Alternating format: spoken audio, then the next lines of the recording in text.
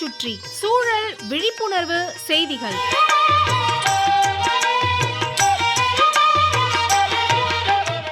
அன்புள்ளம் கொண்ட தட்சிணாமூர்த்தி ஐயா அவர்களுக்கு உங்கள் மாணிக்கம் எழுதும் மடல். நலம் நலமறிய ஆவல். உலகம் எங்க போயிட்டு இருக்குன்னு புரியல. தறிகெட்டு ஓடுறோம். வேகத்தடை இல்லாத பயணம். எங்கேயாவது போய் முட்டி மோதிதான் நிற்கும். ஆனால் அப்போ படுற அடி தாங்க முடியாத அளவுக்கு இருக்கும். யூனிசெஃப் அண்மையில் வெளியிட்டிருக்கிற ஓர் அறிக்கையில் பிறந்த குழந்தையின் மூளை வளர்ச்சியை பாதிக்கும் அளவுக்கு நம்ம நாட்டில் மட்டுமில்லை, உலகெங்கும் காற்றில் இருக்கும் மாசுக்களின் அளவு அபரிமிதமாக அதிகரிச்சுக்கிட்டு இருக்கான். சர்வதேச உச்ச வரம்புக்கு அதிகமான அசுத்தங்கள் காற்றுல இருக்கிற பகுதிகளில் வாழும் 1,70,00,000 குழந்தைகள் பாதிக்கப்படுவாங்கன்னு கூடுதல் தகவல்.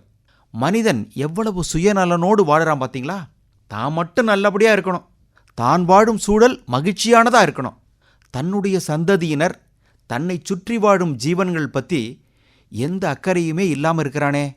தட்சிணாமூர்த்தி ஐயா, எந்த உயிரையும் எந்த பொருளையும் இயற்கை வீணா படைக்கலை. ஏதோ ஒரு காரணத்துக்காகத்தான் உருவாக்கியிருக்கு. ஓர் உபயோகம் உண்டு. அதை புரிஞ்சிக்காமல் இருக்கிறதாலும் அதை முறையாக பயன்படுத்த தெரியாததாலும் அந்த பொருள் வீணா படைக்கப்பட்டிருப்பது போல தெரியும்.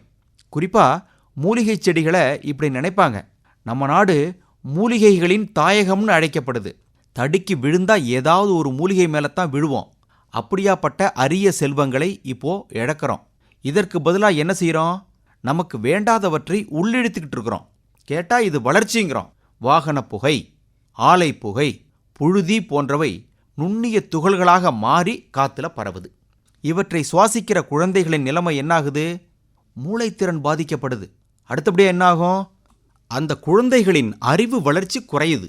இதைத்தான் யூனிசெஃப் நிறுவனம் காற்றிலுள்ள பேராபத்துன்னு தெரிவித்து எச்சரிக்கை விட்டுருக்கு. நாம் பெரியவங்க நல்லா வளர்ந்து எல்லாத்தையும் சுகமாக அனுபவிக்கணும்னு நினைக்கிறோம், அனுபவிச்சுக்கிட்டு இருக்கிறோம். ஆனால் நம்ம குழந்தைகளின் எதிர்காலத்தை பற்றி சிந்தனை செய்யாமல் இருக்கிறோமே. இப்போ நாம் வாழும் சூழல் இதே நிலையில் தொடர்ந்தா நமது குழந்தைகளின் வாழ்நாளில் பின்னடைவு ஏற்படும்னு கணிச்சிருக்கிறாங்க. தட்சிணாமூர்த்தி ஐயா, தெற்காசியா, கிழக்காசியா, பசிபிக் பகுதிகளில் இருக்கிற நாடுகளின் குழந்தைகளுக்குத்தான் கூடுதல் பாதிப்பு, ஆபத்துங்கிறாங்க. ஒவ்வொரு தாவரமும் தன்னை மாய்த்து கொண்டு பிற உயிர்களுக்கு பயன்படுபவை.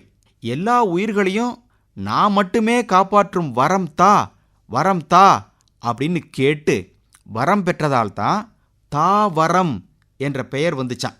செடி கொடிகளுக்கு குறுகிய கால வயதுடைய தாவரங்கள், அதிக காலம் வாழக்கூடிய மரங்கள் எல்லாமே மனிதனுக்காக வாழ்ந்து கொண்டிருக்கின்றன. ஆனால் இந்த மனித இனம் என்ன செய்துக்கிட்டு இருக்கு? தனது குழந்தைகளுக்கு கூட நல்லது செய்யாமல் அல்லது செய்ய ஆரம்பிச்சிடுச்சே. எங்கே போய்கிட்டு இருக்கோம்? வேகத்தடை வேணும். இப்படிக்கு மடல் மாணிக்கம்.